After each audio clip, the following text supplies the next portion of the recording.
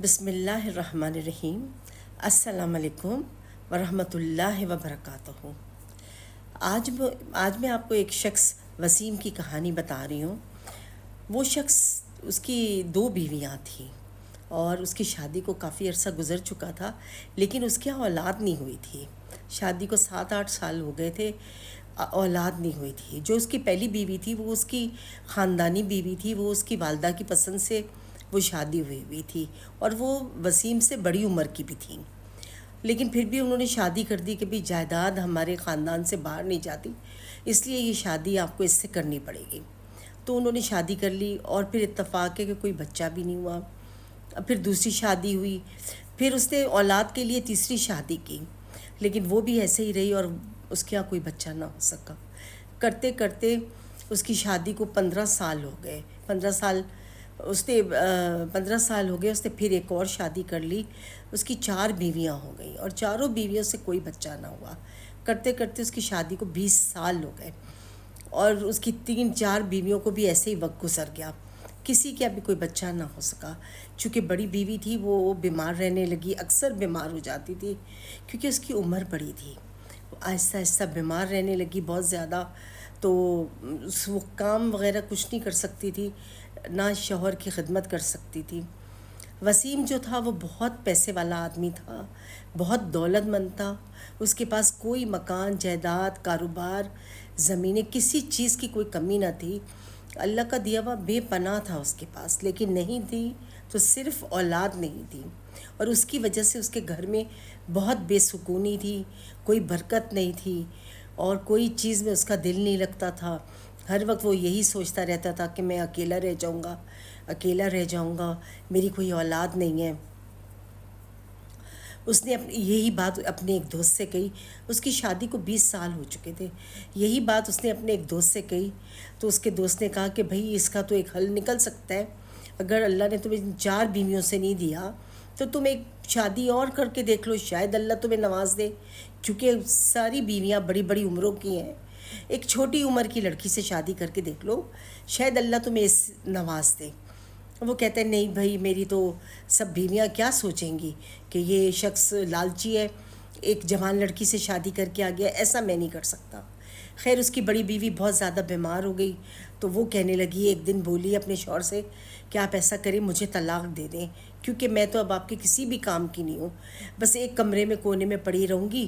آپ ایسا کریں، دوسری شادی کر لیجئے، ایک اور شادی کر لیں تاکہ اللہ تعالیٰ آپ کو اولاد سے نواز دے۔ تو وہ کہتا ہے نہیں میں کیسے ایسے کر سکتا ہوں اور تم کو بیمار چھوڑ دوں، میں ایسا نہیں کر سکتا، میں تمہارا پورا خیال کروں گا۔ اور یہ وہ کہتے ہیں کہ آپ میرا الگ رہ کے بھی تو خیال کر سکتے ہیں، ضروری تو نہیں ہے، آپ مجھے بس چھوڑ دیجئے۔ بیوی نے اتنا اصرار کیا کہ شوہر سوچنے پہ مجبور ہو گیا کہ میں کیا کروں۔ اس نے کہا آپ مجھے چھوڑیں گے تو پھر ایک اور شادی آپ کر سکیں گے۔ اب وہ کیا کرتا ہے، سوچتا رہتا ہے۔ اس کا دوست کہتا ہے کہ دیکھو تمہاری بیوی صحیح کہہ رہی ہے، تم اس پہ عمل کر لو۔ خیر پھر وہ ایک اپنے کسی ملنے والے کے یہاں جاتا ہے اور اس کو بتاتا ہے کہ میں نے ایک لڑکی بہت ہی غریب ہے، نہایت غریب لڑکی ہے، تم چل کے دیکھ لو، اگر وہ تم سے شادی کرتی ہے، اس کے گھر والے پسند کرتے ہیں نہیں کرتے، اور تمہیں شاید وہ پسند آ جائے۔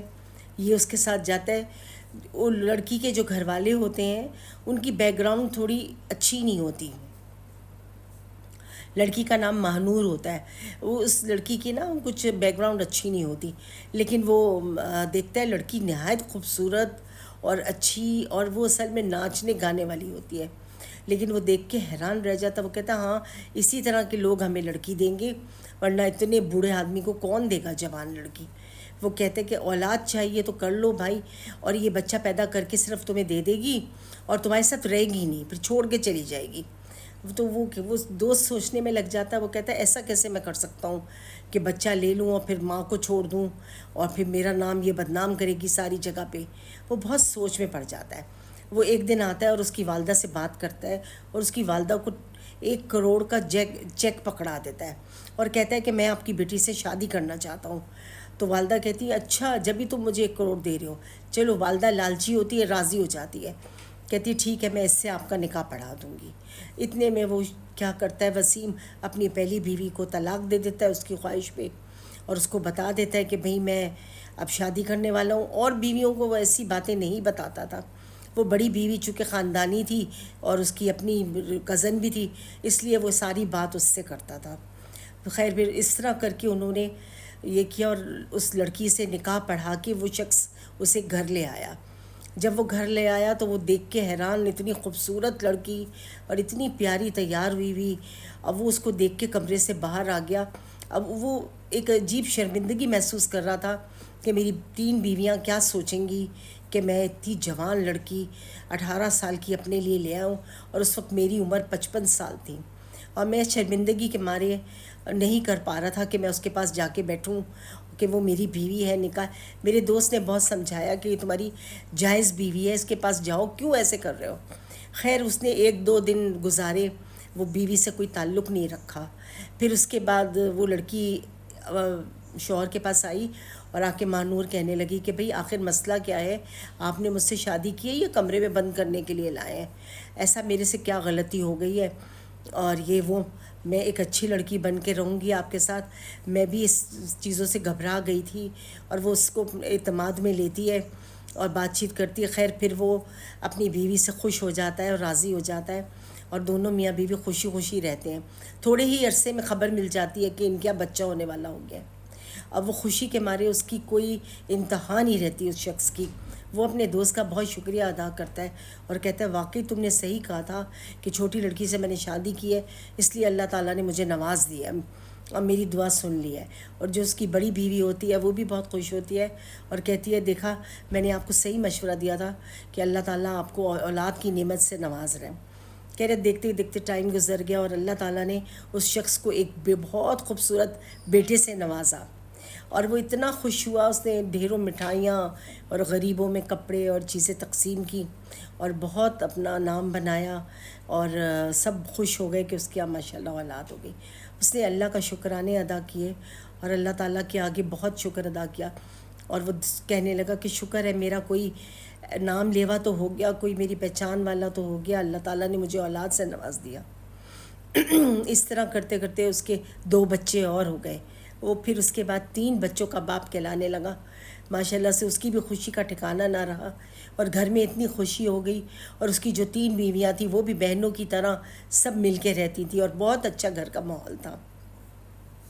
اصل چیز پیسہ ہی تھی جس سے اس نے سب کا منہ چپ کرایا ہوا تھا۔